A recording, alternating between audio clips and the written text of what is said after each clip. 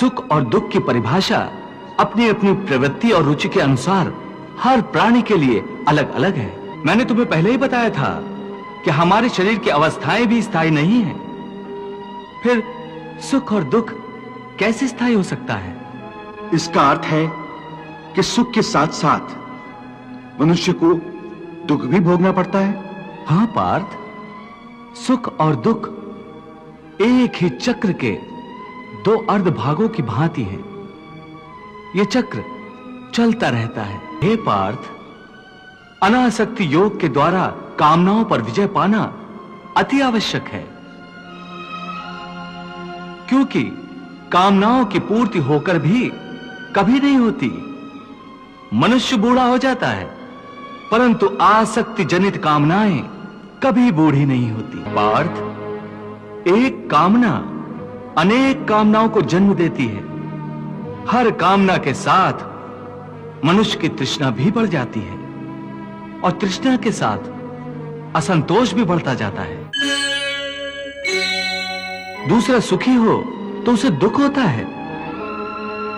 इसके लिए सुख और दुख की परिभाषा अपनी अपनी प्रवृत्ति और रुचि के अनुसार हर प्राणी के लिए अलग अलग है।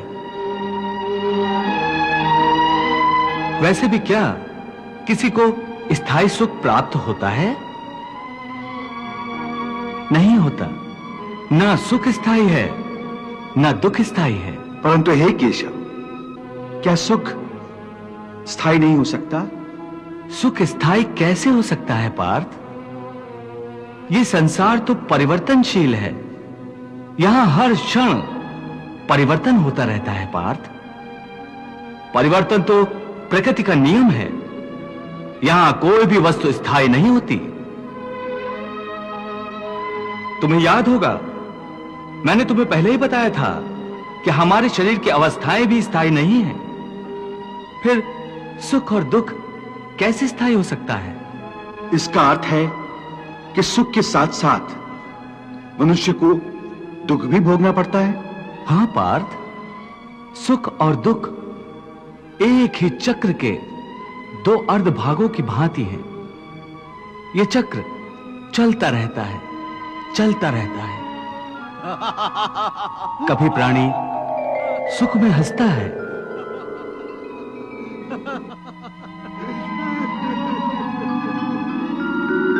वही प्राणी दुख में रोता और बिलखता है। परंतु काल चक्र कभी नहीं रुकता। सुख दुख का यह चक्र चलता ही रहता है और मनुष्य के जीवन में सुख और दुख लगातार आते जाते रहते हैं। न चक्र ठहरता है, न ही सुख या दुख मनुष्य के जीवन में ठहर पाते हैं। यदि सुख आया तो वह सदा नहीं रहेगा, और यदि दुख आया तो वो भी सदा नहीं रह पाएगा। देवी, प्रभु की दिव्य वाणी के रूप में आज समस्त मानव जाति के लिए एक नए अध्याय की रचना हो रही है। प्रभु कितने आसान और प्रभावशाली शब्दों में जीवन के भेदों को समझा रहे हैं। कर्म योग की गुत्थियां खोल खोल कर बता रहे हैं।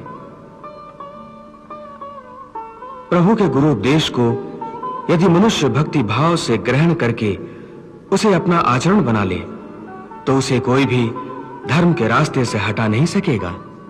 इसलिए हे पार्थ, अनासक्ति योग के द्वारा कामनाओं पर विजय पाना अति आवश्यक है, क्योंकि कामनाओं की पूर्ति होकर भी कभी नहीं होती। मनुष्य बूढ़ा हो जाता है, परंतु आसक्ति जनित कामनाएं कभी बूढ़ी नहीं होती, कभी बूढ़ी नहीं होती।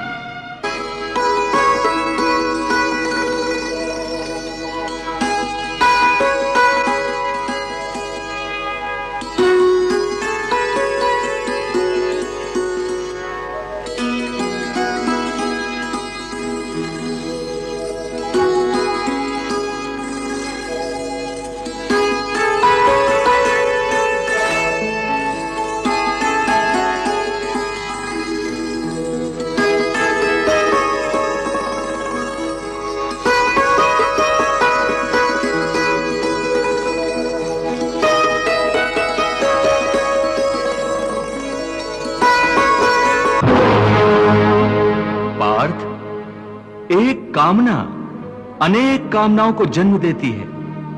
हर कामना के साथ मनुष्य की तृष्णा भी बढ़ जाती है और तृष्णा के साथ असंतोष भी बढ़ता जाता है।